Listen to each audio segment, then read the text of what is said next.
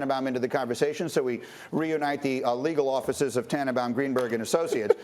If you look at the Jaguars opening, which already exists, and the Bears opening, which is one that we anticipate will likely exist, with those two top, quarterbacks there, with Trevor Lawrence in one spot and Justin Fields in the other.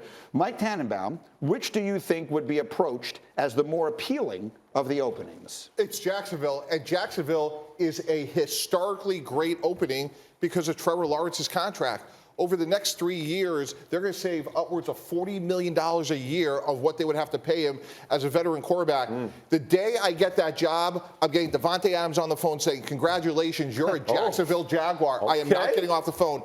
DJ Chark's coming back. Travis Etienne's coming back. Guys, this reminds me of when Steve Kerr went to the Golden State Warriors, and he had the foundation there. They made a couple of tweaks, and the rest is history. This is a team that should be in the playoffs next year with a great young quarterback. If you could stop Derrick Henry and you're Jonathan Taylor, they should be competing next year. Can I ask Alex, who's directing our show today, can we take camera one, please, in a straight shot on Jeff Saturday? Jeff, what would you like to say to Mr. Tannenbaum right now? This dude just compared Jacksonville to the Golden State Warriors.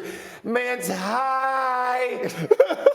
But who was Steph Curry before Steve Kerr? They're the worst team in the NFL, Mike. The worst team Trevor in the Lawrence NFL. is a generational talent, and you surround him with B or better players, they could be in the playoffs next year. Trevor Lawrence was unquestionably a generational talent. He's Andrew Luck. And when you have a $40 million a year advantage over everybody else, you should be able to sign 2 or 3 great players. You are Olofsky Monday right now. You are Dan. You are Monday Dan just the facts, right now. Just the facts. Look, I understand what you're saying. That there, well, you did. Did you do like a little poll? Did you ask a bunch of people what they thought of last this? night. What did Jacksonville you find out? was the answer in a lot of cases. But the qualifier is which quarterback do you like? There might be somebody out there that thinks Justin Fields is going to be better than Trevor Lawrence, and that makes Chicago's opening more appealing. So I agree with Mike that the consensus is certainly Lawrence, in spite of how it's gone this year. But yeah, I think that's the key.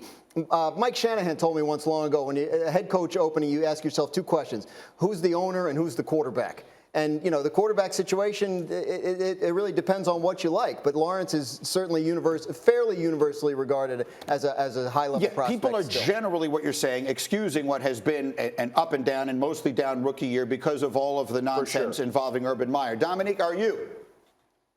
No, I'm not. I mean, I understand the prospect that Trevor Lawrence was, but we've seen him play, and it hasn't been very good. I'm not ready to completely throw him out as a pro. Like, I don't think that he's a bust, but you have to go off of the evidence that we've been given so far. And we can chalk a lot of it up to Urban Meyer, but we also haven't seen much from Trevor Lawrence aside from a couple really impressive early season throws. So I don't know. Justin Fields, going off of last night, not all that impressive either, but going from that to saying that they're a playoff team, if you get this job, like, that's a hell of a leap. And comparing him to a future Hall of Famer in the NBA, man, Tannenbaum, you know how to make a take. That take is scorching hot. I understand. I understand where you're going.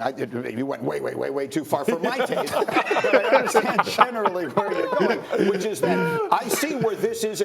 There are people who love Trevor Lawrence, and those people are going to want this job. And not only that, let's take it a step further. This should be the #1 destination in the NFL. No state taxes, great weather, practice and play on grass. I know what it's like to recruit players. So if you're Davante Adams, if you want to stay cold, pay taxes, stay in Green Bay. If you want to start a new sort of transformational moment, come to Jacksonville, make more money, be warmer, stay healthy. He just opened an accounting firm, too. Law offices and accounting firm. He knows how to couple it together. The more you can do. Dummy. Play a quarter of your home games in London. I mean, look, it's not exactly like a tradition-laden franchise where there's been a lot of winning. Like, you'd have to pull off a miracle there. That's easy, though. So the pen's in your hand, Davante. Come write a new script here. We got a great young quarterback. All right. Well, thanks for watching ESPN on YouTube. For live streaming sports and premium content, subscribe to ESPN+.